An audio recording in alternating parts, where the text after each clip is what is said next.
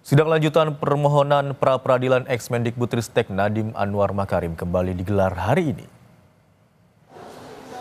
Sidang digelar di ruang utama PN Jakarta Selatan pada pukul 9 pagi. Sidang lanjutan hari ini beragendakan pembuktian pemohon, yakni dari pihak Nadiem Makarim. Sebelumnya, kuasa hukum Nadiem Makarim, Dodi S. Abdul Qadir, menjelaskan pihaknya akan menghadirkan ahli hukum pidana dan membawa 186 dokumen yang merupakan hasil keputusan selama Nadiem menjabat sebagai Mendikbudristek. Ada audit dari yang berwenang yaitu BPKP atau BPK tentang apakah pengadaan ini Chromebook tepat harga, tepat sasaran, dan tepat daerah. Itu belum ada. Itu yang mau kita buktikan. Karena tanpa itu gimana bisa menghitung kerugian negara? Ya kan? Benar nggak? Ya. Tanpa itu misalnya dibilang tidak tepat sasaran, daerah ini tidak dicakup, 3T tidak dicakup. Sudah diaudit belum? Ya kan? Terus satu lagi, sampai sekarang yang pasti kan Nadiem itu tidak ada tuduhan uang masuk ke dia. Nggak ada. Berarti dari segi unsur tindak pidana korupsi harus dicari pihak ketiga yang diuntungkan.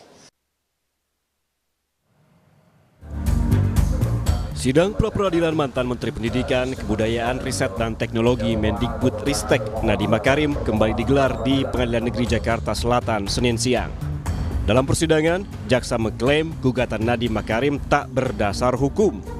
Jaksa mengungkap alat-alat bukti pendukung mulai dari berita acara saksi, analisis ahli, hingga bukti percakapan grup pesan singkat dan dokumen lainnya.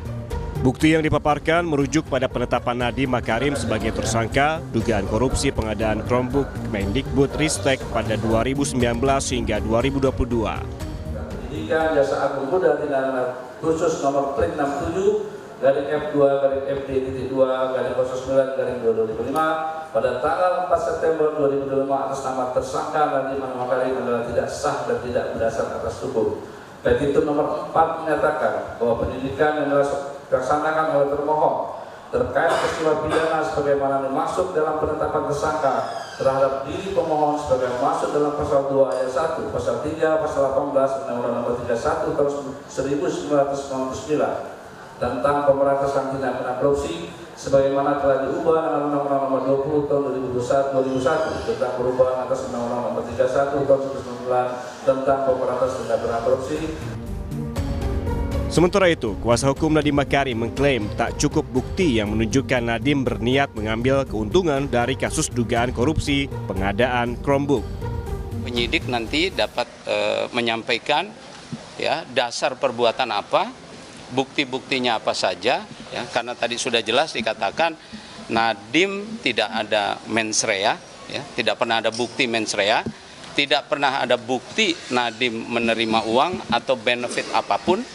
Dan tidak pernah ada bukti bahwa Nadiem ya di dalam bukti permulaan yang menunjukkan bahwa Nadiem memang dari awal berkehendak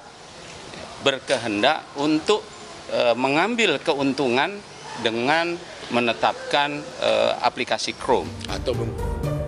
Sidang pra-peradilan Nadiem Makarim di Pengadilan Negeri Jakarta Selatan dihadiri keluarga Nadiem, mulai dari ayahnya Nono Anwar Makarim hingga istri Nadiem Makarim, Franka Franklin. Sidang diagendakan untuk mendengarkan jawaban dari Kejaksaan Agung, dilanjutkan dengan pengajuan replik dan duplik. Tim Liputan, Kompas TV.